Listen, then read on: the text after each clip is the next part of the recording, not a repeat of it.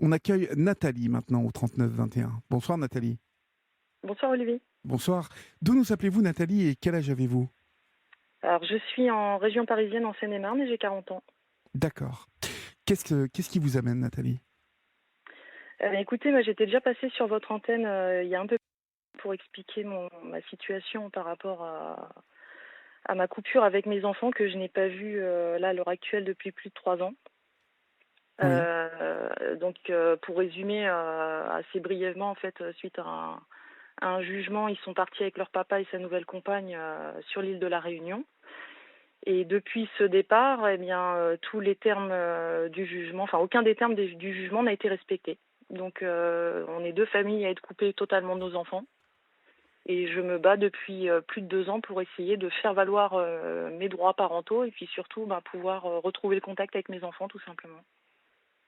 Oui, je comprends. Et la dernière fois que vous les avez vus, en fait, c'était il y a combien de temps?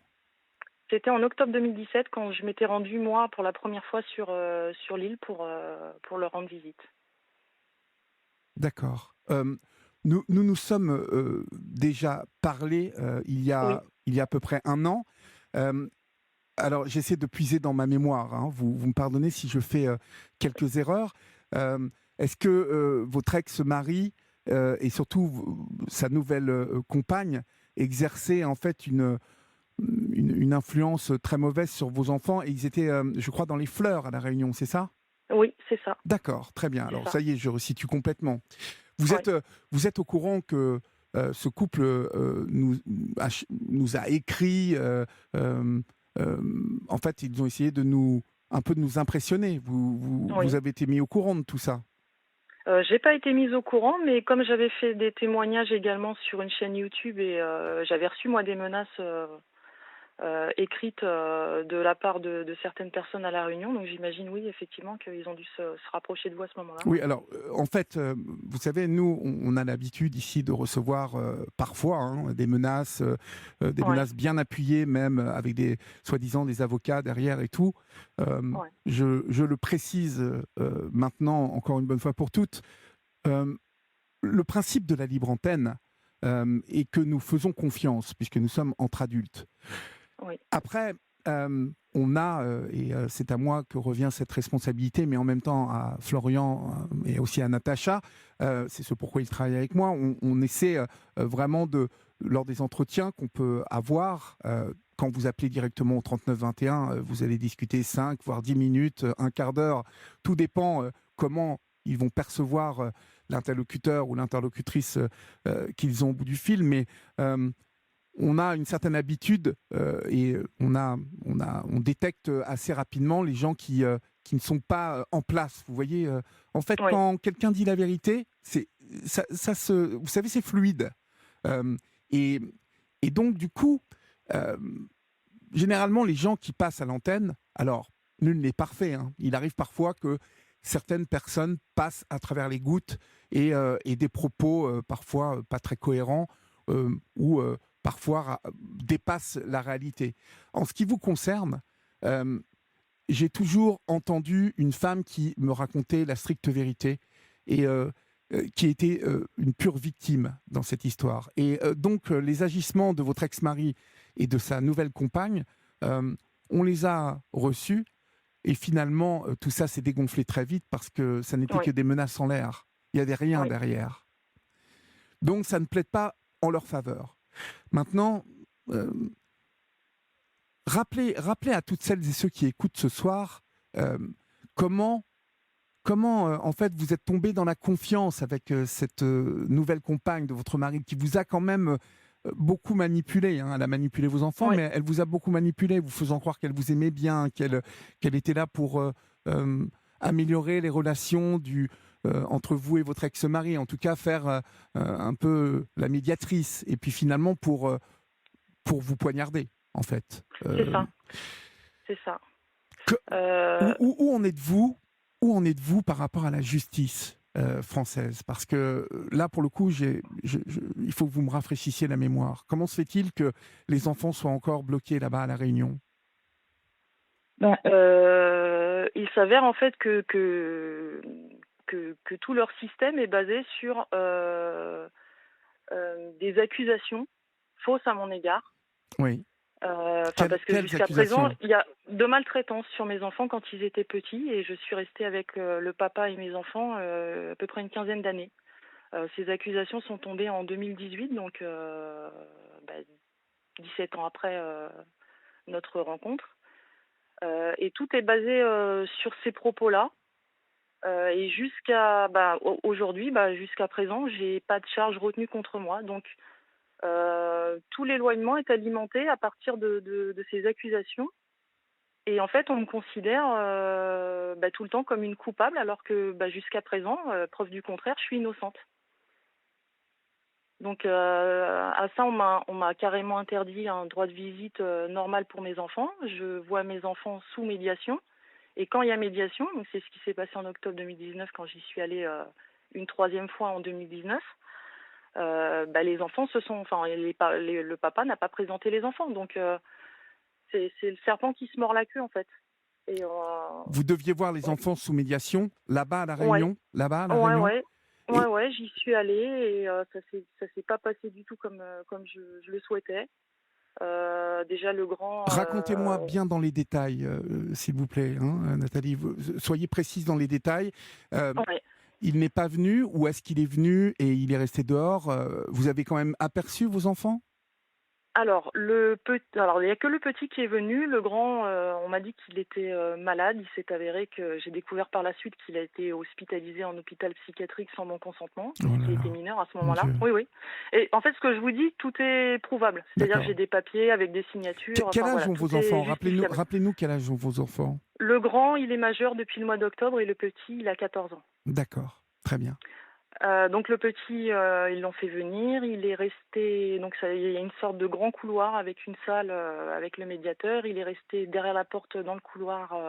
Je l'entendais qu'il voulait pas me voir, ce qui est normal hein, puisque j'avais pas eu de contact avec lui pendant pendant plus de 2 ans, donc c'est tout à fait compréhensible. Et puis, moi j'ai l'impression qu'on envoyait mon fils à l'abattoir en fait. Mhm, Les mhm. décisions de son papa reportées sur mon enfant de 12 ans à ce moment-là. Et la deuxième fois, il est venu, j'ai voulu lui passer un message écrit, il a refusé, donc j'ai simplement pu lui passer un message oral par l'intermédiaire du médiateur, pas lui directement, il n'a pas voulu m'entendre. Oui. Et la troisième fois, il ne s'est pas présenté parce qu'apparemment, il était malade. Voilà, donc j'ai fait 11 000 kilomètres pour ne pas voir mes enfants. Médiation. Et il faut savoir qu'une médiation, alors il n'y a personne qui oblige les enfants à se présenter. Et sur le compte-rendu de la médiation, on vous dit tout simplement que la médiation n'a pas eu lieu. Si, elle a eu lieu. Moi, je suis venue, l'enfant est venu, c'est juste que ça a échoué. Ça n'est pas allé jusqu'au bout de la démarche. Mais voilà, sur le compte-rendu, on vous dit que la médiation n'a pas eu lieu. Si, elle a eu Voilà. lieu. Voilà, oui, oui, mais je vous assure que je suis pas la seule, hein, j'ai discuté avec d'autres parents dont c'est le cas et on vous dit la médiation N'a pas eu n'a pas lieu. eu lieu. Mais moi j'ai pris mon billet d'avion et je suis venue. Voilà. Et cette médiation, elle a bien été notée par les éducateurs de l'ASE. On a bien noté votre présence. Oui, oui, oui, Donc, oui, oui, je suis venue. qui dit que cette médiation n'a pas eu lieu? Le médiateur. Enfin, ils ont des termes en fait, si vous voulez, ils ont des Quel termes bien médiateur? spécifiques Quel pour médiateur, en fait? Parce que le médiateur présent. En fait, si vous voulez, la médiation, ça se passe dans le bureau du médiateur? voilà, et cette personne est présente pour pouvoir justifier ou non si la médiation a bien lieu avec les enfants. D'accord, mais en fait, Nathalie, pour qu'on soit bien précis, ce Ouais. médiateur, il dépend de l'ASE.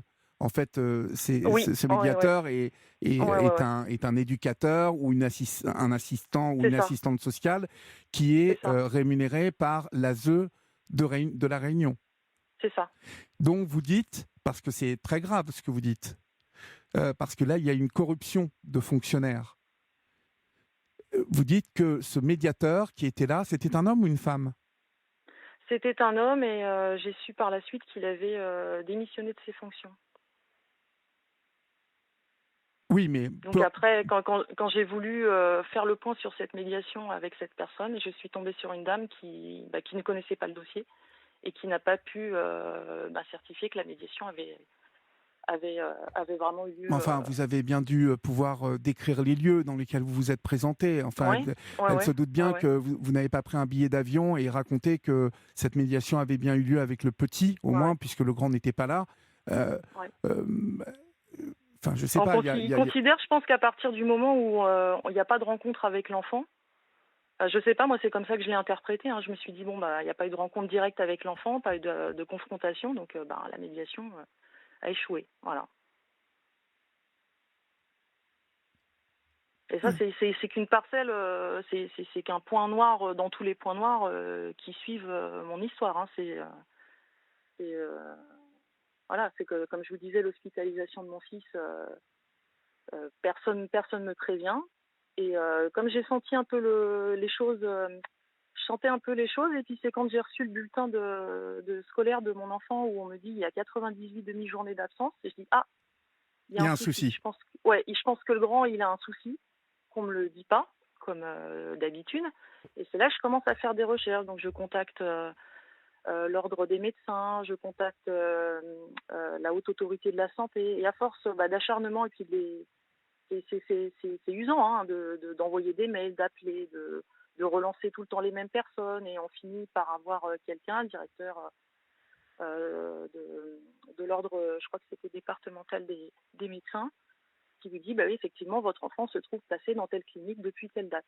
Voilà. Et rebataille en appelant la clinique, parce que vous savez, vous pouvez appeler, dire je suis la maman d'eux, ils vont dire ah bah oui, mais on peut pas vous répondre comme ça par téléphone. Bah oui, c'est compliqué, je suis quand même à 11 000 kilomètres, donc ça va être compliqué de me redéplacer encore une fois. Donc c'est toute une bataille.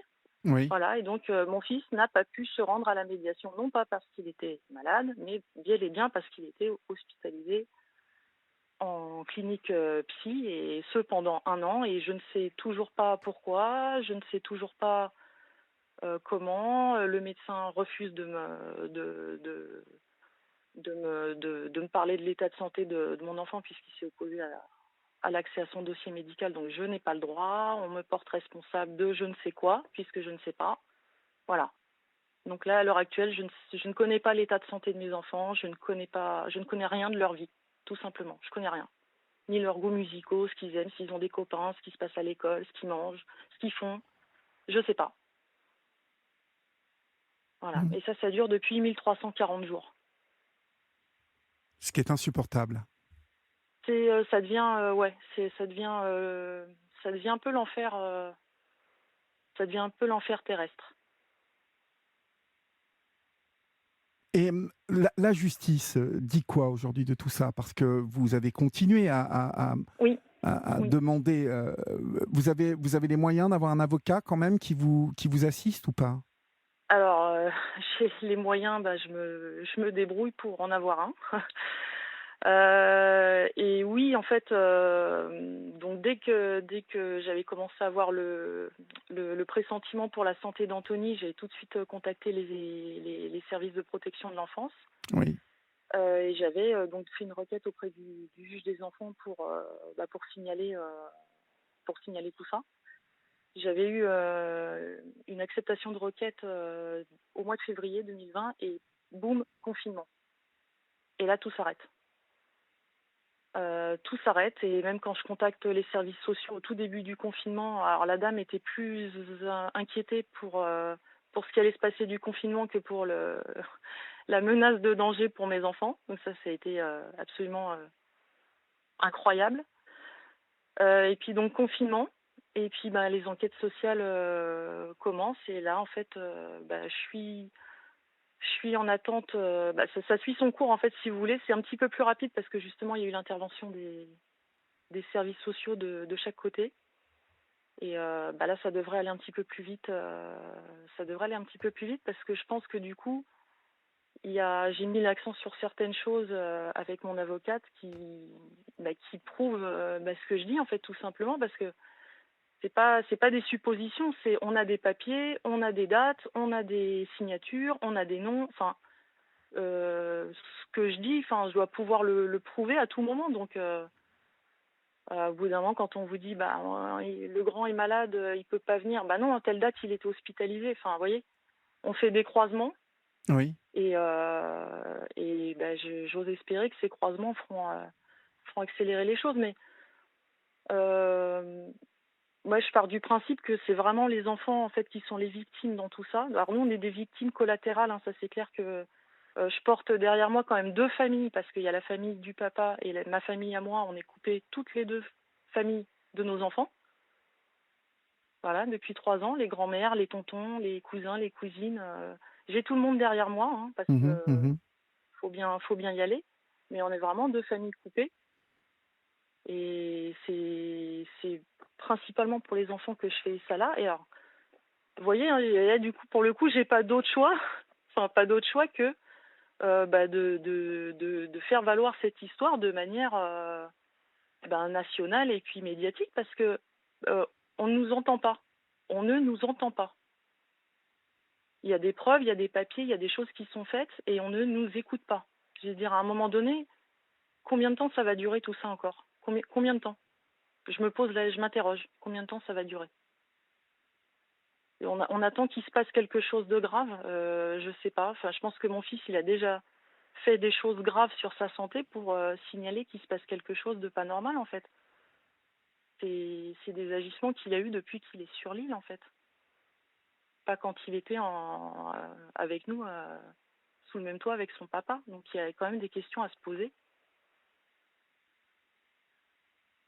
Oui, bah, vous avez raison. Il y a bien évidemment des questions à se poser. Il y en a plein. Le souci, c'est que ces enfants ont été.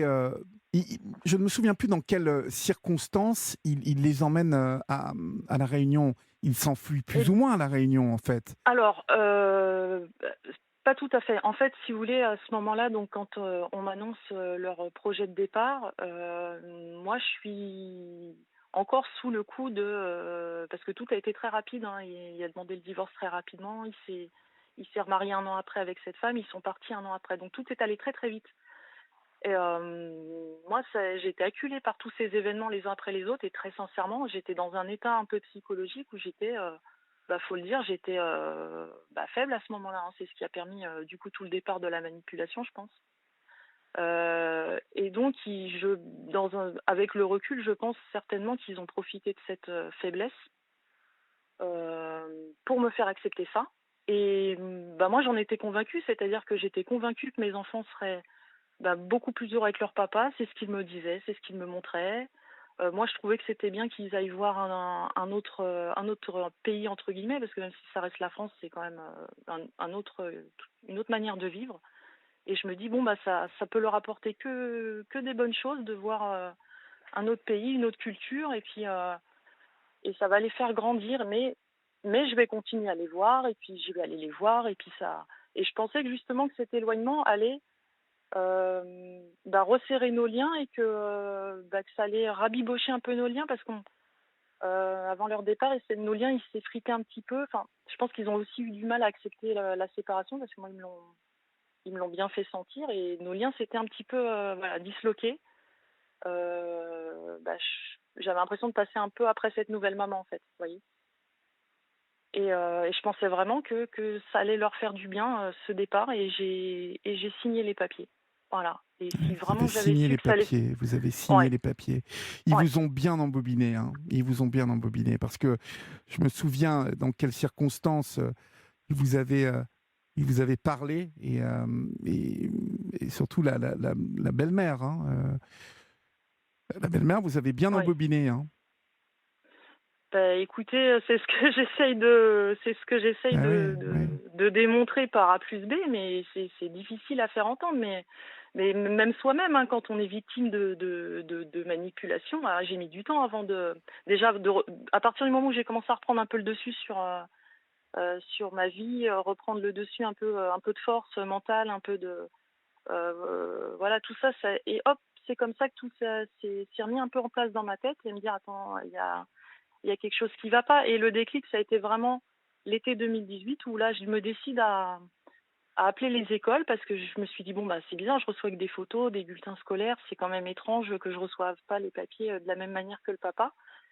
Et c'est là que, en ayant les écoles au téléphone, ils découvrent mon existence. Donc, Je dis que je suis la mère de mes enfants. Ah ben non, on vous a vu la semaine dernière, ou on vous a eu au téléphone la semaine. Ah ben non, non, ça c'est la nouvelle femme de mon ex-mari. Moi, je suis la maman. Et là, boum. Et en fait, c'est là que je me suis dit, bon, il y a un truc qui va pas. Et on m'a raconté que des mensonges. Donc c'est à partir du moment où j'ai plus du tout fait confiance et je me suis rendu compte que vraiment, il y a eu plein de choses qui ont été préméditées, quoi. Je me dis, bon, le plan était déjà mis en place depuis un petit moment quand même. Oui, ben, ça, c'est certain qu'il était Mm. mis en place depuis un certain moment. Ouais. Le souci, c'est que je pense qu'aujourd'hui, vous culpabilisez un peu d'avoir laissé un peu les choses se faire, vous. Vous vous êtes laissé euh, un peu hypnotisé par les promesses que c'était bon pour les enfants, que tout allait bien se passer. Et finalement, euh, oui, Ouais, en vous fait, avez fait preuve d'une certaine naïveté, mais ça n'est pas une critique hein, que je vous fais là. non, non, C'est c'est totalement vrai. En fait, si vous voulez, cette personne, elle a vraiment tout fait pour que j'ai entière confiance en elle. Entière. Et oui, moi, oui, je la voyais comme s'occuper de mes enfants vraiment d'une superbe manière. Je me suis dit, bon, il est bien tombé, ça a l'air d'être une bonne personne, elle s'occupe vraiment très bien des enfants. Mais les yeux fermés, je lui ai laissé mes enfants. Mais si j'avais su que ça allait se passer de cette manière-là après, mais jamais je les aurais laissés partir. Jamais. bien sûr, bien sûr. Jamais. Et en même temps, j'étais pas en capacité à ce moment-là, je vous dis, psychologique, parce que oui, j'étais un petit peu forcément effritée par les événements, donc c'était un peu compliqué de. Mais je pensais vraiment que c'était la meilleure décision à prendre à ce moment-là. Les enfants me faisaient comprendre que leur vie était avec leur papa là-bas et que ça allait être super. Il y allait avoir le soleil, la plage, oui, sauf que il y a les tentatives de suicide, il y a les il y a les internements en sous-marin. Enfin, voilà, je sais pas, dans le mot justice, il y a le mot juste.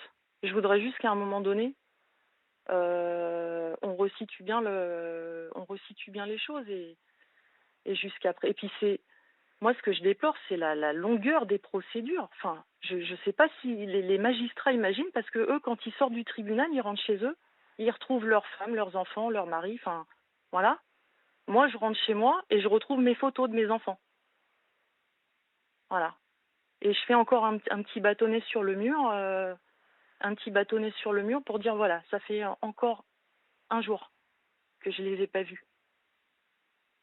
Et je dois attendre la prochaine requête, le prochain truc. S'il n'y a pas un autre confinement d'ici là, j'en sais rien. Enfin, c'est reporté d'autant. Des documents qu'on n'a pas ou des documents qu'il faut donner. Enfin, c'est 1300 jours. Enfin, je sais pas si les magistrats se rendent compte. Je vis dans le deuil de mes enfants qui sont encore vivants. C'est une torture. Oui. C'est une torture. Non, mais c'est clair que vous avez, vous vivez l'enfer là Ouais. depuis un moment et le souci c'est que ils sont allés loin et est-ce que la justice en fait agit comme si les enfants étaient en métropole et j'ai comme l'impression que tout ça est devenu très très lent, très très lent. Ouais. Il y a il y a Marie du Finistère qui vous donne un conseil Oui. et je trouve que bon, qui ne tente rien n'a rien. Euh, Vous devriez appeler Radio Freedom à La Réunion. Est-ce que vous connaissez cette radio? Tout à fait, puisque comme j'ai fait quelques voyages à La Réunion, je la connais, cette radio, et Oui, figurez-vous que je les ai contactés, ça devait être l'année dernière à peu près, à cette époque-là, avant le oui. confinement, où je leur envoyais un mail pour leur expliquer la situation. J'ai jamais eu de réponse. J'ai jamais eu de réponse et je pense savoir pourquoi, parce que je suis en métropole Oui, et ils sont à La Réunion, voilà, tout simplement. Et pour avoir séjourné plusieurs fois à La Réunion, alors c'est pas une critique, hein, c'est juste que je pense qu'ils sont plus acceptés que moi je ne vis pas là-bas, donc enfin.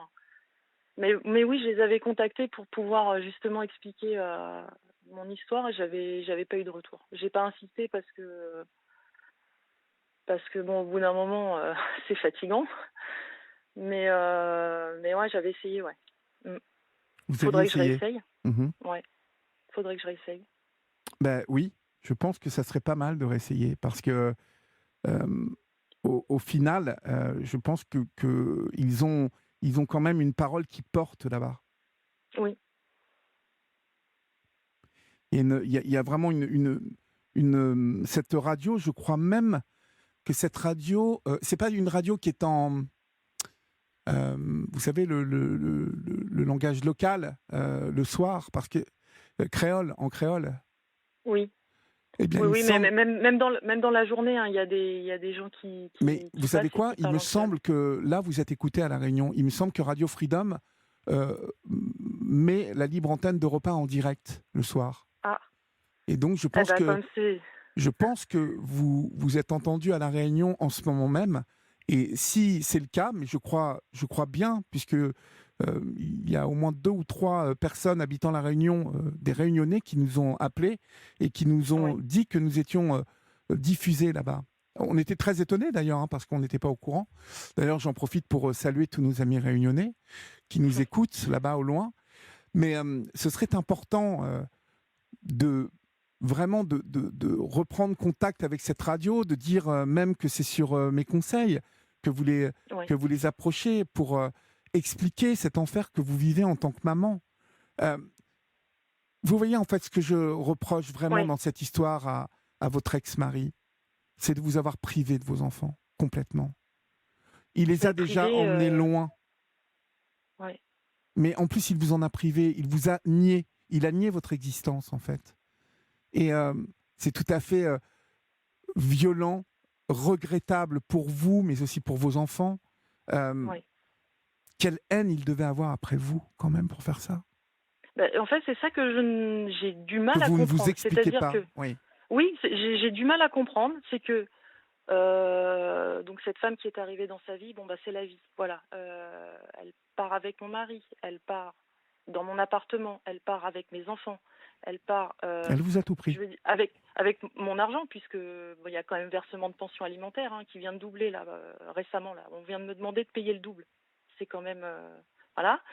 Et qu'est-ce qu'on veut de plus en fait? Je veux dire, j'ai tout donné. Que vous disparaissiez J'ai de la je surface de la je Terre, peut-être. bah, je pense qu'au final, c'est ce que je finis par me dire. Le but, il est peut-être celui-là, mais quel intérêt? Je veux dire, et les mamies, et les tatas, et les cousins, les cousines, mes Mais amis, ceux qui d'ailleurs, les connaissaient. qu'est-ce que fait cette famille? Est-ce qu'elle vous aide? Est-ce qu'elle pousse Oui, tout à derrière? fait. Et c'est justement pour ça que je pense que les ponts sont coupés entre eux. C'est parce que on s'est toujours bien entendus. On a toujours été Ah oui, deux familles soudées. Ah oui. vous parlez quand même du père et de la mère de cet homme. Alors, il reste plus que sa maman. Son papa D'accord. est Et décédé. donc, sa maman, Euh, vous entretenez de bons rapports avec elle? bah, j'ai encore eu un message d'elle hier. C'est dingue. Voilà. Ouais. J'ai encore eu. Elle n'a plus de contact avec son fils, elle n'a plus de contact avec ses petits-enfants.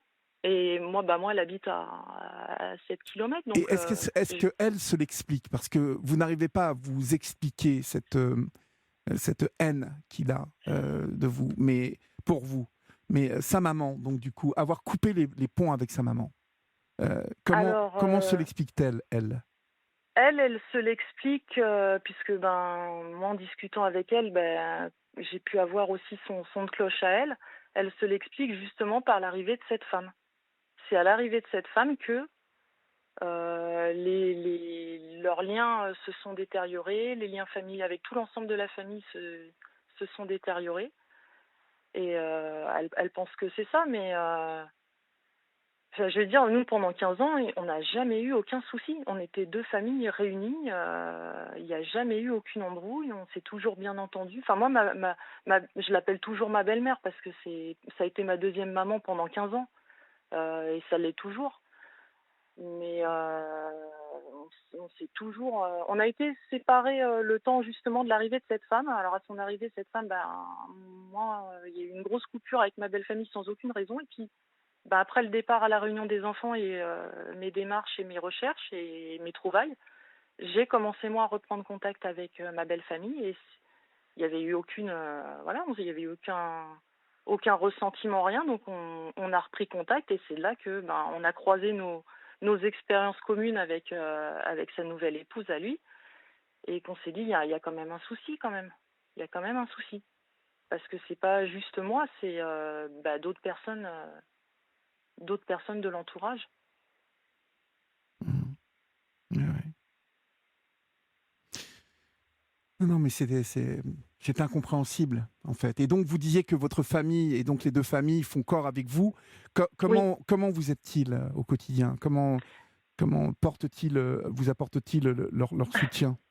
Alors le soutien moral, ça c'est évident. Le soutien financier aussi malgré tout parce que moi j'ai de l'aide de ma belle famille pour mes frais d'avocat, pour mes frais de déplacement à la Réunion, Oui, oui, pour ça. J'ai de l'aide aussi juridique puisque ma belle maman a réussi à porter son témoignage en tant que grand-mère. Ce qui est compliqué aussi dans ces histoires-là parce que les grands-parents sont pas forcément entendus comme ils le souhaiteraient. Ou alors pas du tout, parce que alors, c'est déjà compliqué en fait, si vous voulez, quand on est un parent, de faire valoir ses droits, son autorité parentale et de faire respecter tout ça. Alors en plus, quand on est grand-parent, je vous laisse imaginer le parcours du combattant. Je vois déjà comment c'est dur pour moi. oui. Euh, je voulais lui épargner en fait, je voulais leur épargner aux mamies un combat comme ça, parce que les deux, elles sont plus toutes jeunes, elles ont un état de santé qui est quand même compliqué, donc je voulais leur épargner tout ça. Mais elles ont chacune témoigné en faveur des enfants, tout simplement. Voilà, pour dire qu'on les enfants, on les aime, on les a aimés, on les a toujours choyés. Je fais la parenthèse, je vous remercie encore une fois de m'avoir reprise à l'antenne Non, pour mais pouvoir. vous savez, encore une fois, bon, si vous m'appeliez tous les 2 mois, bon, mais c'est normal que je vous reprenne à l'antenne. Je pense que celles et ceux qui vous ont suivi il y a un an sont très contents, même si les nouvelles ne sont pas géniales, sont quand même contents d'avoir de vos nouvelles et de savoir un peu comment tout ça a évolué, même si ça n'a Oui. pas vraiment évolué dans le bon sens. On nous confirme bien qu'on est en direct en ce moment sur l'île de la Réunion, sur Radio Freedom. Donc, plus Super. que jamais, on embrasse bien fort nos amis réunionnais qui nous écoutent tous les soirs. Et parce que nous, ici, on aime la Réunion. On y est allé, en tout cas pour ma part, j'y suis allé 4 fois et j'ai adoré cette île. Et bien 4 évidemment, fois ses pareil habitants. et de même. Mhm. Et de même. Je peux juste profiter justement que je sois à l'antenne de la radio. Je voudrais juste dire à mes enfants s'ils m'écoutent, comme c'est la Alors, seule vous savez quoi, possibilité. Nathalie, Oui, comme l'info arrive sur Europe 1 et qu'on va oui, faire une pause, je préfère que vous fassiez cet appel à vos enfants, que vous ayez tout votre temps pour le faire, et puis qu'on conclue tranquillement après, si vous voulez d'accord. bien, d'accord? Parce que Ok, comme ça, on aura tout notre temps pour faire ça. Et puis comme ça, on essaiera de trouver aussi pour vous peut-être un plan d'attaque pour la prochaine étape. D'accord? d'accord, À super. tout de suite, Nathalie. Merci beaucoup. Minuit passé de 6 minutes, vous êtes sur votre libre antenne et j'espère que vous passez un bon moment, chers amis. Vous pouvez continuer à appeler le 39 21, 50 centimes d'euros la minute, ou nous envoyer vos SMS au 7 39 21, suivi du mot nuit, écrit en lettres majuscules, suivi d'un espace, comme beaucoup le font ce soir, pour vous encourager, Nathalie, pour vous dire que même si vous vivez un véritable enfer depuis 1340 jours, il ne faut rien lâcher.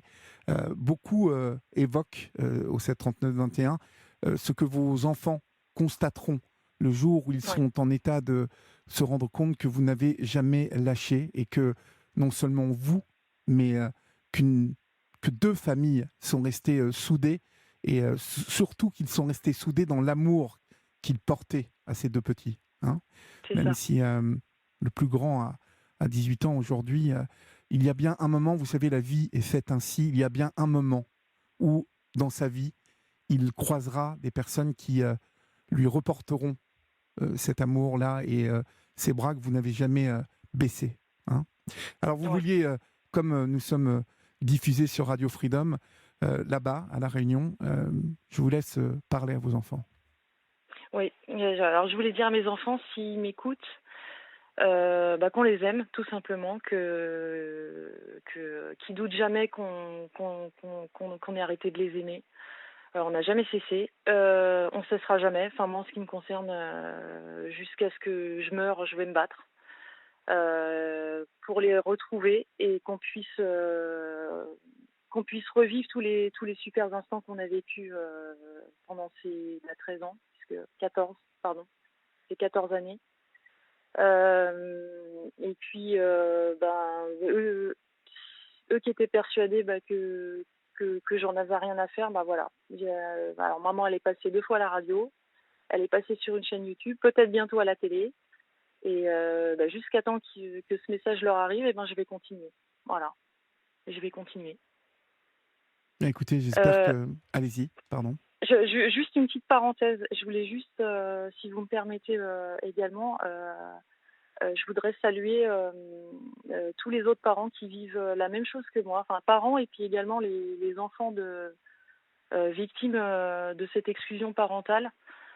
Parce que je fais partie d'un petit collectif de 25 associations en France qui se bat pour justement défendre les droits et l'égalité parentale. Et je voulais juste leur passer un petit coucou et les remercier pour le soutien. On est un petit collectif, enfin un gros collectif, puisque 25 associations, c'est pas petit. Mais en fait, on se regroupe nos idées de manière à pouvoir justement faire changer certaines choses au niveau juridique. Toutes les défaillances qui existent au niveau de l'égalité parentale et de l'application surtout du droit en ce sens. Et on est force de proposition et envers les magistrats, les élus, les députés, pour pouvoir justement faire en sorte que certaines choses changent. Voilà, comme des pensions démesurées, comme des obstructions, des non-respects de visites et d'hébergement d'enfants. Enfin voilà, toutes ces défaillances-là, on essaye de se mettre tous ensemble pour pouvoir changer les choses. Voilà, je voulais juste les saluer ce soir. Ça s'appelle pour les enfants. Voilà. Pour les enfants. Oui. D'accord, je pense que votre message aura été largement entendu. J'espère aussi que, bien évidemment, les choses vont avancer pour vous et qu'à un moment, la justice va se rendre compte que pour ces enfants, il faut que ces enfants voient leur mère. Il faut que ces enfants voient leur famille. Ces deux familles qui attendent ici en France d'avoir des nouvelles concrètes. Ces deux familles qui ont été totalement reniées par votre ex-mari, le père de ses enfants, et sans donner la moindre explication. Voilà, je pense que ces familles attendent des explications et attendent de pouvoir voir ces enfants et au moins avoir la chance de les regarder les yeux dans les yeux et qu'ils puissent voir ce qu'il y a dans le fond de ses yeux. Parce que, encore une fois, je le rappelle, vous avez été totalement nié du jour au lendemain. Et ça n'est pas possible. Ça n'est pas possible. Oui. Vous me tenez au courant, Nathalie ? Si vous avez des retours là, sans pour autant qu'on parle à la radio tout de suite, mais vraiment tenez Natacha ou Florian au courant de si ça bouge un peu. Et puis bien évidemment, nous, il est fort possible qu'avec l'appel de ce soir et le relais de Radio Freedom, que votre ex-mari et sa compagne aient un retour de tout ça. Et voilà, on vous mettra au courant nous aussi. D'accord ? D'accord, il n'y a pas de souci. En tout cas, sachez que il y a beaucoup de SMS qui tombent au 739 21 de la part de Florence, Aurore, Valérie, Xavier, Claude, David, beaucoup d'hommes qui vous supportent, vous voyez, Denise, Sarah, qui vous supportent et qui vous encouragent à ne rien lâcher, surtout. C'est gentil, merci beaucoup. Tenez bon Nathalie et tenez-nous au courant, je vous embrasse. Merci beaucoup Olivier. Au revoir. Bonne soirée, au revoir.